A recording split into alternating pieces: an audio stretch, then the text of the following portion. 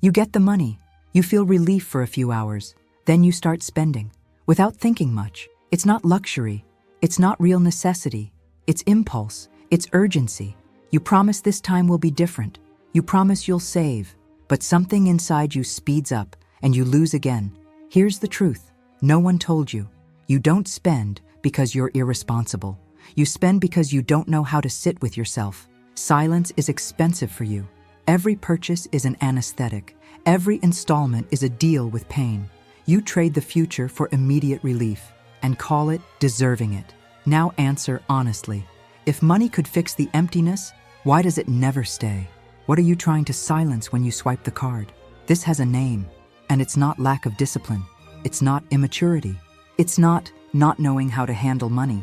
What you're living is an unconscious emotional pattern, learned early, repeated without awareness, and normalized over time. Carl Jung called this psychic compensation. When something is missing inside, the mind tries to compensate outside, not logically, automatically. You don't decide to spend, you react. The card swipes before awareness arrives, and when you notice, it's already gone. The origin isn't in the present, it's in the past, in moments when you felt unsafe, emotionally alone, without real support, without a sense of protection.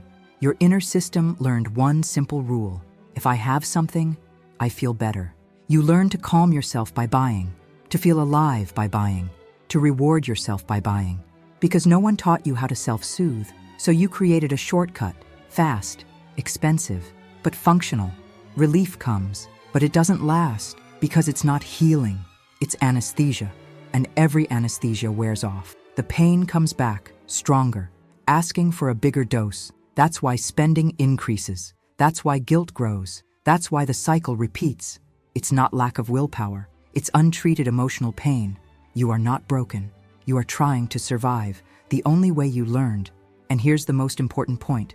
You don't spend because you love things. You spend because you're trying to feel safe, belonging, worth, control, feelings that were missing before and that money can never sustain.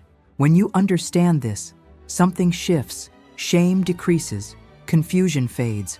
You stop attacking yourself and start observing, because now you know it's not about money, it's about emotional emptiness. And if this is a pattern, patterns can be interrupted, but not with spreadsheets, not with empty promises, and not with brute force. You have to touch the root, and that's when the illusion starts to fall, quietly. You call it freedom, but it isn't. You call it choice, but it's escape. You believe spending gives you control, that buying gives you power back, that deciding now makes you feel alive, but it lasts minutes. The illusion is simple. If I can buy, I'm fine. If I can pay, I'm strong. If I deserve it, I'm not empty. But look at the pattern. You spend when you're tired, when you feel lonely, when no one sees you. It's not coincidence. It's conditioning. The brain links pain to quick relief and repeats it.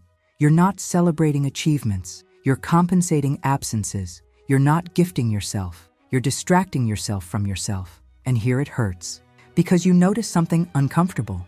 Spending doesn't only drain your money, it keeps you emotionally trapped. Every purchase reinforces the lie that you need something external to feel enough, safe. But look with courage. If consumption were healing, why doesn't peace ever arrive?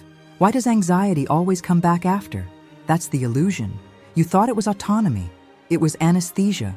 And every anesthesia has a price. Maybe you're listening to this and realizing no one ever explained it this way. Here, you won't find shallow advice or ready-made phrases. Here, every story touches the root of the pain you carry in silence. If you want to understand why certain patterns repeat and what God is trying to teach you through them, this place is for you. Click the button now and subscribe, because this path of awareness was never meant to be walked alone. God is not punishing you financially. He is revealing something deeper, because every repetition is an invitation to awareness. And every awareness begins with discomfort. The Bible doesn't call this lack of money. It calls it haste of the soul. The plans of the diligent lead to abundance, but haste reveals fear. You spend fast because you feel fast. You decide fast because you fear stopping. Stopping puts you face to face with yourself. And that has always been hard. But God has never been in a hurry with you. He watches, waits, sustains. Scripture says, where your treasure is, there your heart will be also. That's not accusation. It's spiritual diagnosis. Maybe your heart is tired. Maybe it's wounded. Maybe it's trying to protect itself. Even in the wrong way, God doesn't call you irresponsible.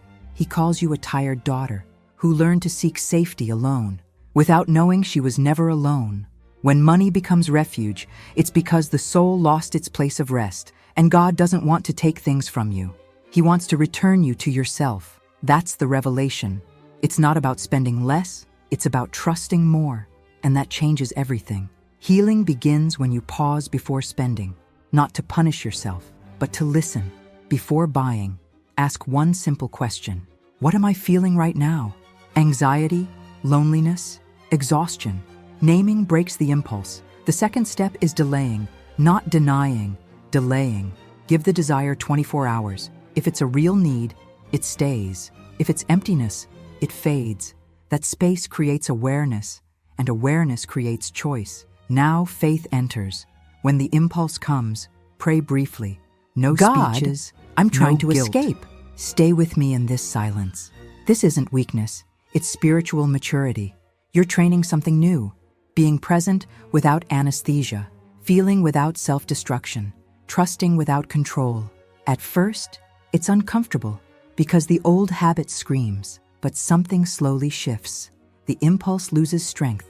You start to realize spending was a cry for comfort, and now you're learning. To seek that comfort in the right place. Silence. Now, if you got distracted, come back here and pay attention to this, because this changes everything. It's not about money. It never was. You thought you needed to learn how to save, but you needed to learn how to feel safe. You thought you needed control, but you needed comfort. Money only revealed where the wound was. It was never the enemy. It was the messenger, showing where the soul still bleeds.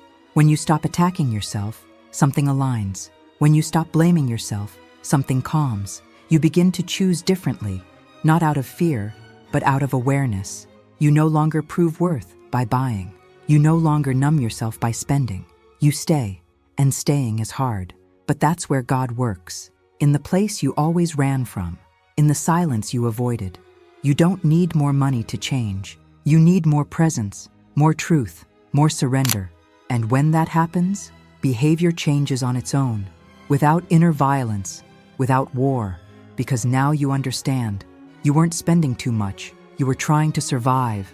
And now, you're waking up.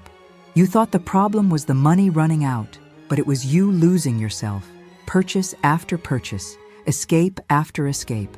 Today, something changed, but you didn't leave rich, and that matters more. You begin to notice the signs. The impulse no longer leads alone. The emptiness doesn't scream as loud, because now it has been seen. God didn't expose you to shame you. He showed you to heal you, because what comes into the light stops controlling you. You don't need to prove anything, or earn rest, or buy worth. You already belong. Money becomes a tool again, not a crutch, not anesthesia, not identity. You're not late, not broken, not condemned. You're in process, and this process doesn't start in your wallet. It starts in the soul. In the silence, you can now tolerate. In the truth, you now accept. You tried to survive by spending. Now you learn to live by staying. And that is real freedom. If this message resonated with you, subscribe to our channel. Here, every story reveals why you suffer and what God is teaching you through it. Psychology to understand yourself. Spirituality to understand the why. You are not alone on this path. And for you who stayed until the end, write the word awareness in the comments. This small act is a sign of commitment to your healing, and God honors decisions made in truth.